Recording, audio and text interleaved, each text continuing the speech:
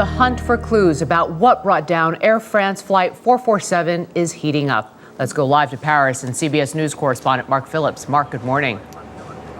Good morning, Julie. Well, the search is intensifying for evidence of what happened to the Air France plane, but it's being hampered by the weather, which is slowing down the arrival of crucial equipment, the kind needed to search the ocean depths. More and more search assets have been arriving at the crash site. The Brazilians say they now have 11 aircraft operating in the area, and the first of their Navy ships is also on scene. And more wreckage has been found, including a 13-mile-long fuel slick and a large piece of metal, thought to be from the fuselage or tail section. The fact that debris has been found so spread out has led to further speculation that the plane may have broken up in mid-air. A Brazilian newspaper, quoting from sources in the country's Air Force, says automatic data messages from the plane detailed a series of critical failures of its power, computer, and flight control systems. The best evidence of what happened is presumed to be lying on the bottom of the Atlantic Ocean in the plane's data recorders, the so-called black boxes. Some areas of the bottom here are almost 3 miles down. Searchers will be listening for the automated ping that the boxes give off, and that pinging is only designed to continue for about a month. The French ship, the Pourquoi Pas, the Why Not, with deep-sea submersibles on board, is on its way to the area but may not arrive until next week. High seas are slowing it down.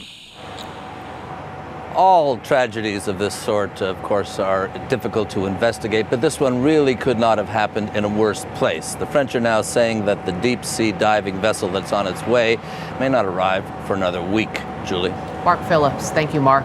Joining us now is Mary Schiavo, former Inspector General of the U.S. Department of Transportation. Good morning, Mary. Good morning. Do you think these black boxes will be found? Well, I do, because I've worked on several crashes in the past where the black boxes were under lots and lots of water in the ocean, and the technology is very good these days. You have the submersibles, you have submarines, and that signal can be heard between 14,000 to 20,000 feet of water. So you make it sound like it won't be difficult once they get the proper equipment to start finding these.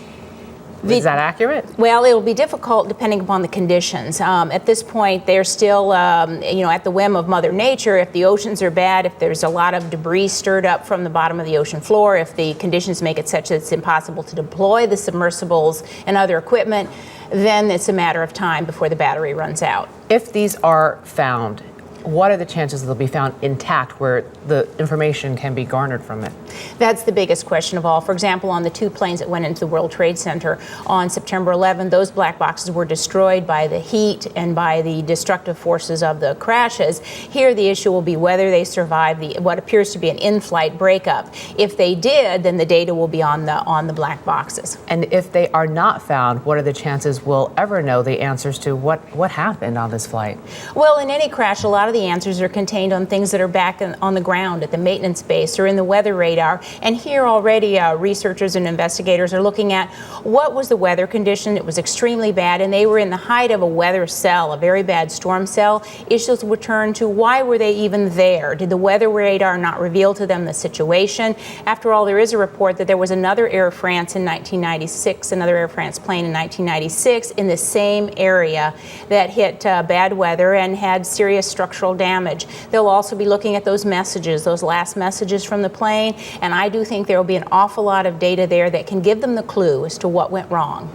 All right, Mary Schiavo, we will stay tuned. Thank you so much. Thank you.